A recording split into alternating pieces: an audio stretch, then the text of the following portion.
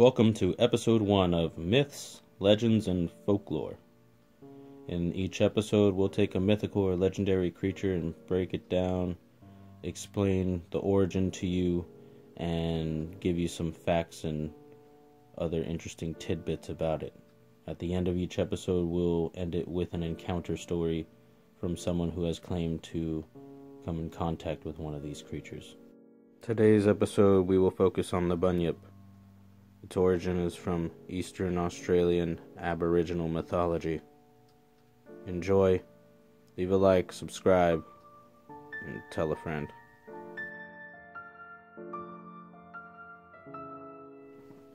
The Bunyip, a large mythical creature from Australian Aboriginal mythology. It's said to lurk in swamps, billabongs, creeks, riverbeds, and watering holes. The origin of the word Bunyip has been traced to the Wimba Wimba or Wergarian language of the Aboriginal people of southeastern Australia. However, the Bunyip appears to have formed as part of traditional Aboriginal beliefs and stories throughout Australia, although its name varied according to tribal nomenclature. There's been various controversy over the origin. Non-Aboriginal Australians have made various attempts to understand and explain the origins of the Bunyip as a physical entity over the past 150 years. Writing in 1933, Charles Fenner suggested that it was likely that the actual origin of the Bunyip myth lies in the fact that from time to time, seals have made their way up the Murray and Darling rivers. He provided examples of seals found as far inland as Overland Corner, Loxton, and Conargo, and reminded readers that the smooth fur, prominent apricot eyes, and the bellowing cry are characteristics of the seal, especially southern elephant seals and leopard seals. Another suggestion is that the Bunyip may be a cultural memory of extinct Australian marsupials. This connection was first formally made by Dr. George Bennett of the Australian Museum in 1871. But in the early 1990s, paleontologist Pat Vickers-Rick and geologist Neil Archibald also cautiously suggested that Aboriginal beliefs perhaps had stemmed from an acquaintance with prehistoric bones or even living prehistoric animals themselves. Descriptions of Bunyips vary widely. George French Angus may have collected a description of a Bunyip in his account of a water spirit from the Murundi people of the Murray River before 1847, stating it is much dreaded by them. It inhabits the Murray, but they have some difficulty describing it. Its most usual form is said to be that of an enormous starfish. Robert Browse Smith, Aborigines of Victoria of 1878, devoted 10 pages to the Bunyip, but concluded, "In truth, little is known among the blacks respecting its form, covering, or habits.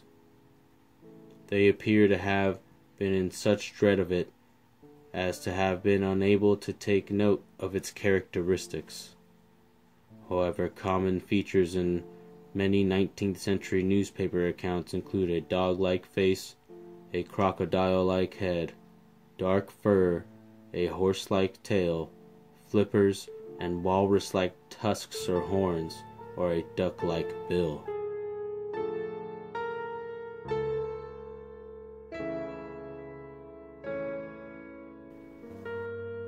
A story of a possible encounter with a Bunyip. I think I have seen a Bunyip. I live in rural Australia in the state of Victoria. There are a lot of small towns with farms outlying them. My job is a qualified carer, so I get to go out to these farms, usually in the daytime.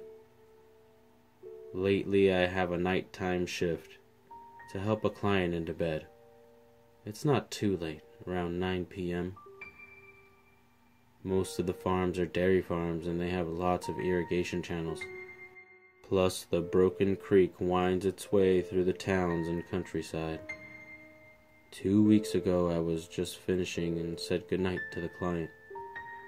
I left the house and went to my car, which was parked just under the carport. The outside lights are left on to try to deter unwanted visitors. The light illuminated my car, but the front fence was obscured in the dark. The client has 2 old working dogs, Kelpie Cross, who were both standing just in the ring of light in front of my car. They were looking out into the dark, not moving, and one was growling softly. It was a pitch-black night, lots of cloud cover obscuring the moon and the stars. I looked in the same direction as the dogs, and all I could make out were 2 red dots about 6 feet off the ground, in the paddock which was between the house and the road. I got into my car and kept looking at the red dots. I hit the high beams on the car and the spotlights, which are useful for spotting kangaroos. It lit up this creature. It stood stock still and I got a good look at it. It had a hard outline against the night. It looked like it was covered in scales and dark green to almost black in color. It stood about 6 feet tall and had no discernible hair or fur. I couldn't see its legs, if it had any, as the fence and long grass obscured my vision. By this time, the dogs had moved forward and started to growl. I was scared stiff and glad I was in my car. Next thing I know, the creature turned and with incredible speed fled into the night. I had reached the road, so I grabbed my mag light, got out of the car, and opened the gate and closed it after I went through. I've never seen the creature again, thank goodness. And I never mentioned it to my client because I didn't want to upset him. I think it was a bunyip, but can't be sure, as so many of the features I saw were different from other bunyip sightings. What do you think? I'm not really sure. Hey guys, hope you enjoyed the video. Leave a like, subscribe, tell a friend. Man, those bunyips. I've never been to Australia, but I would never want to run into one of those. They sound terrifying. Anyways, guys, stay frosty out there. Don't be afraid. It's just the dark.